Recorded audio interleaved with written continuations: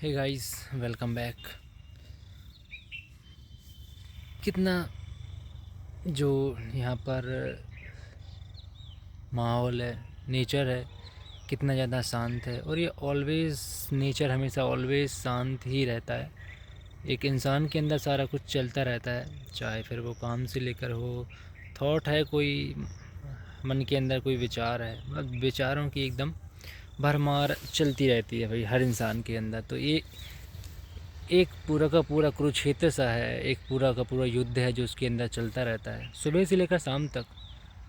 कई बार तो लोगों के नहीं, मतलब सभी लोगों के सपने में भी वही चीज़ चलती रहती है जो हम दिन भर करते रहते हैं। और डेफिनेटली एक नॉर्मल सी बात है, अगर कुछ भी हमारे अंदर है, कुछ भी बाहर चल रहा है, तो वो हमारे अंदर भी चलता ही रहता है कहीं ना कहीं। तो हाँ, लेकिन पूरा ज़िंदगी इसी झूठ में हम जीते हैं। मैं ये शरीर हूँ, मतलब शरीर को मैं मानकर पूरी ज़िंदगी हम बिता देते हैं। और ऐसे ही बस ज़िंदगी निकल जाती है, पूरा बचपन निकल जाता है रोते रोते। फिर कुछ एक व्यक्ति जवान होता है तो कुछ न कुछ उसको करना होता है। उससे पहले वो प्यार वाले चक्करों में फंस जाता है। उसके बाद करियर की चिंता, उसके बाद शादी, उसके बाद वही ज़िंदगी। सुबह से घर से निकले, वो चले रोटी कमाने, कोसों जैसा कहते हैं। शाम को आए, सो गए, फिर वही रोटी पानी खाए, अपने सो गए, फिर सुबह से फिर निकले रोटी कमाने। और सारा ज़िंदगी इस शरीर को मैं मानकर हम जीते हैं। और एक दिन अंत में भाई चले जाते हैं। तो शरीर को मैं मानकर जीते रहते हैं सारी ज़िंदगी, और यूं ही हम चले जाते हैं पैसे कमाते कमाते। ज़िंदगी का कुछ औचित्य ही नहीं नज़र आता है। जीवन जिसे हम कहते हैं जीवन,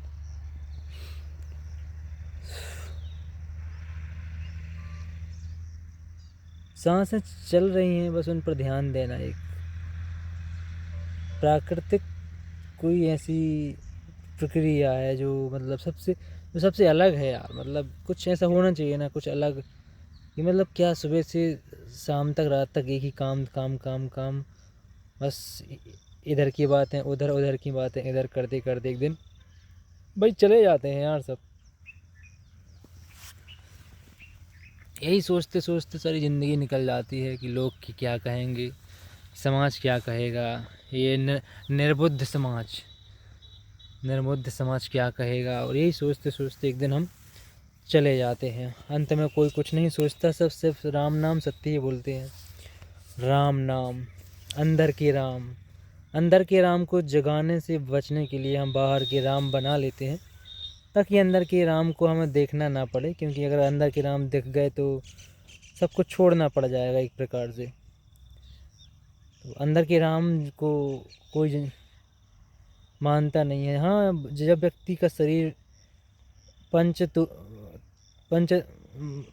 तत्वों में, प्रकृति में, राख में मिल जाता है, हड्डियों को, मांस को, फिर लोग बोलते हैं चलो भाई फूल उठाने जाना है। मतलब जब 3 दिन हो जाते हैं तो फूल की बात करते हैं। हड्डी मांस को, राख को लोग फूल कहते हैं भाई।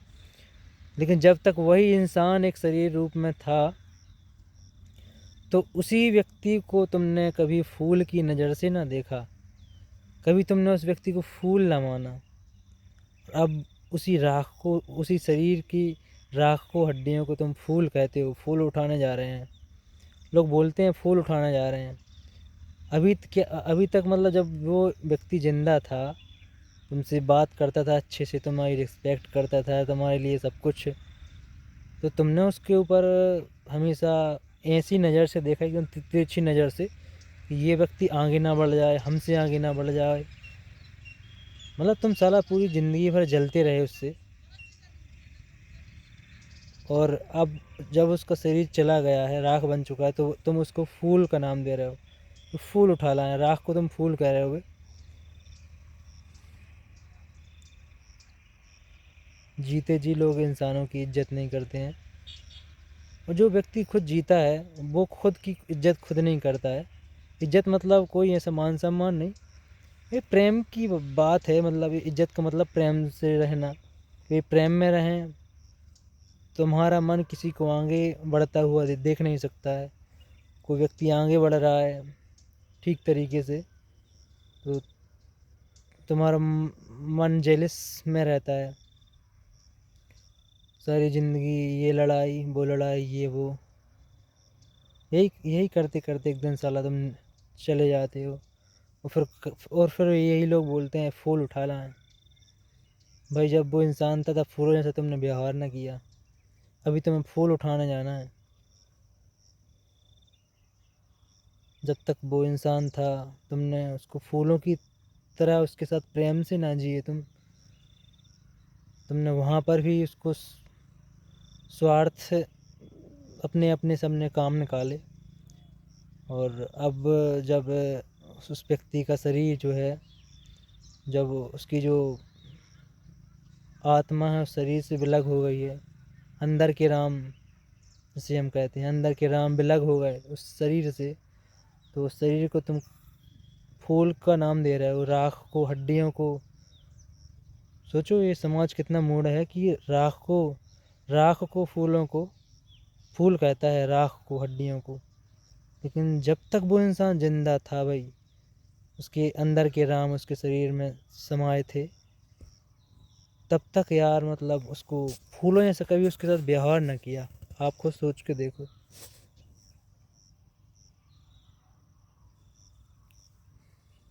और अब भाई बोल रहे हैं कि फूल उठा लाएं। अब फूल उठाने की बात कर रहे हो, अभी तक क्या था? अभी तक क्यों क्यों ज़िंदगी भर यार एक व्यक्ति दूसरे व्यक्ति को अच्छे से जीने नहीं देता है? क्यों ऐसा है समाज में?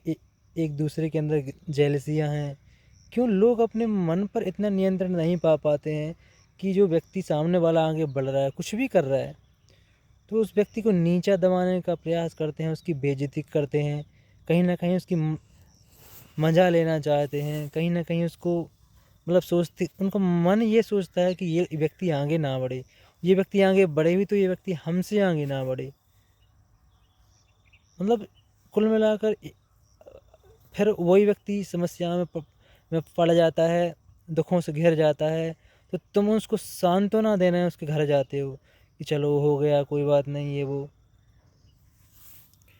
कोई परिस्थिति हो जाती है, सबके अंदर समस्याएं रहती हैं, बड़ी बड़ी समस्याओं से लोग जूझते हैं, तो यही समाज फिर उस व्यक्ति के घर जाता है और उसको सांत्वना देता है, उसको बड़ा प्यार दुलार करता है। मैंने देखा है जब जब हम खुश रहते हैं तो लोग कुछ ना कुछ लोग दुखी होते हैं। जब एक व्यक्ति खुश रहता है और एक व्यक्ति जब दुखी होता है तो लोग बहुत अंदर ही अंदर प्रसन्न रहते हैं और सांत्वना देते हैं। तो सारी ज़िंदगी भर एक व्यक्ति को ऐसा क्यों ये समाज व्यवहार ऐसा करता है कि उसको मतलब ये सोचने को विवश हो जाए कि लोग मुझे ठीक से देखते तक नहीं है। समझ रहे हो? मतलब इस समाज में कुछ ऐसी चीज़ें हैं जो, और समाज में नहीं है, ये व्यक्तियों के मन की बात है। जब तक व्यक्ति खुश रहता है, चारों तरफ से हर चीज़ सही चल रही होती है उसकी ज़िंदगी में, तो लोग एकदम ऐसा मन उनका रहता है कई बार कि ये व्यक्ति समस्याओं में क्यों नहीं है। मतलब अंदर ही अंदर उनको लगता है, उनके मन के अंदर, कि ये व्यक्ति आगे क्यों बढ़ रहा है, ये व्यक्ति हमसे आगे क्यों बढ़ रहा है। और जैसे ही वो उसी व्यक्ति के जीवन में समस्याएं आती हैं तो लोग अंदर ही अंदर खुश होते हैं, अंदर ही अंदर बहुत खुश होते हैं लोग। फिर लोग वो जो लोग खुश होते हैं वे ही लोग फिर सांत्वना देने जाते हैं उस व्यक्ति के घर। जो व्यक्ति पहले खुश था अब वो दुखी हो गया है, तो अब समाज के लोग जाते हैं उसके घर, अंदर ही अंदर के मन के अंदर मन के अंदर ही अंदर, तो बहुत उनको अच्छा लगता है, ये अच्छा पड़ा समस्याओं में। फिर उसी व्यक्ति के घर तुम सांत्वना देना जाते हो। कितने झूठे लोग हैं।